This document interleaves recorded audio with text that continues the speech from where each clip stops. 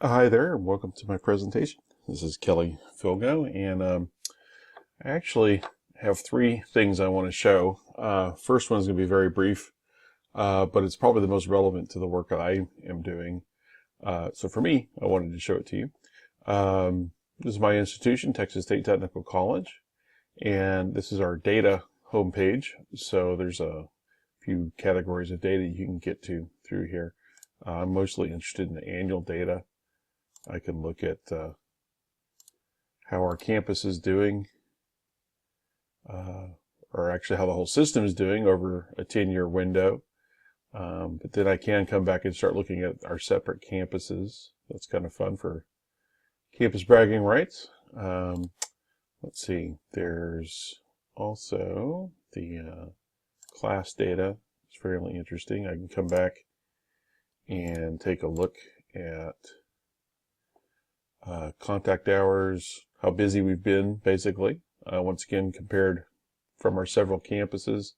There's a page, if I hunt long enough, I can find it again, that has broken down by programs, which really is a nice way for me to be able to compare how our program is doing against our two other campuses have a similar, or have the same program we do. So it's nice to be able to compare ourselves to them every now and then. I'm not going to take the time to hunt that down, but it is there, and it's fairly nice for me to be able to look at. So I just wanted to share that briefly. I do want to show you one that I think is pretty fun. Perkins Collaborative Resource Network has a data explorer that works very nicely. If you are into, this is for under Office of Career Technical and Adult Education. So that's near and dear to our heart at TSTC. So this is some information that would be interesting for us. I could see us mostly using this as a way to see how the population of people who are getting CTE education are coming up through this through the secondary schools, so that we can kind of take a look at where we should be putting our recruiting efforts.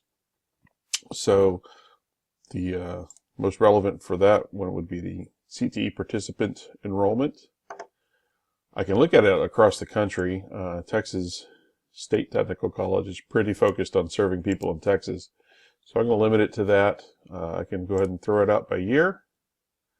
I can look at the number of secondary students. And let's break it down by gender just for fun because it's available. We'll create the report. This one in my trial runs has been taking a little while to load, so I guess that's on their server side. We'll bear with it here. If it takes much longer, I'm going to push pause. We're going to do that right now. Okay, it's loaded now. It puts it into this big table. It'll tell me what the totals are for all states, and then I can look at it in Texas. This is not the most convenient way to look at it, and if I tried to highlight that and copy it into a Excel spreadsheet, that would be kind of a drag. So very nicely right here, you can put it into PDF or Excel. I'll drop it into an Excel tab and push pause because it's the same issue. It takes a little while to load. Okay, so it gives me the option of opening it or saving it. I'll go ahead and open it in an Excel spreadsheet. And I always like to go ahead and enable editing right away. Of course, you can go in and freeze those panes so that you can see your headers while you're looking around. So I come down and take a look at Texas. The student population in CTE programs for males has been steadily increasing at actually quite a nice rate. Oh wait, did I just do that backwards? I did that backwards. Trying to find my start date. Okay, here we go. Oh, that's totals. Okay, here's males. Yeah, okay, that was correct. That's an increasing rate over the last, what is that, 7 years? And then female doing the same thing.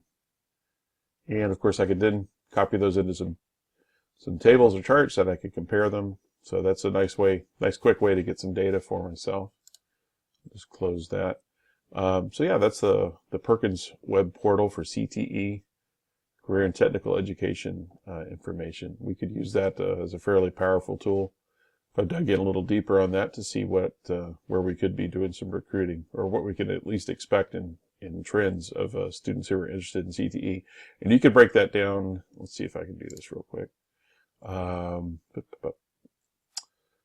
It was one of the other categories that you could break down by, I think it was concentrator data. Yeah, you could break it down by clusters. So if I want to make sure, or if I want to look at STEM trends, let's just do total, secondary, over time, and I'll stick with Texas again, just to keep it a little simple. Create the report, I'll put it on pause. All right, now that it's loaded, gives me the all state and the selected states. I don't really care too much about that. I'd probably delete that from my Excel. But I can once again look at how those numbers are really shooting up over time. And if I wanted to go with Excel, I just click right there. And now that it's loaded, I can go, okay, let's take a look at Excel. And we've got secondary schools. The total of students enrolled in a CTE course that's considered STEM related has more than doubled in the last 1, 2, 3, 4, 5, 6, 7, 8 years. So if I was doing a report on recruiting or something, this would be some pretty useful information to me. I can make a nice graph showing that trend line going up and talking about how we need to put ourselves in a position to go recruit these students for our school. All right, let's take a look at my third group that I want to show you. Close these windows out. Got some iPads information, and you can go to nces.ed.gov iPads. My favorite part of this one, I'm not a what you might call a gearhead of math and databases. I'm a visual person. I love to be able to see what I'm looking at graphically. So this is a really cool gadget, the iPens Trend Generator. It's kind of a FAQ about all these categories. Let's just take student enrollment. Let's see how many students enroll in post-secondary institutions in the fall. It'll give you just a raw number that I can look at a trend. And I can see, enrollments went up, probably during the economic downturn. A lot of people came back to school. And as jobs have been getting better, we've been falling off a little bit. That's still a pretty low resolution image. I want to get a little more data, so I just click build a table. Let's break that down by, let's say, state. And how about gender, to keep it fairly simple. Now I have it broken down by state and by male, female.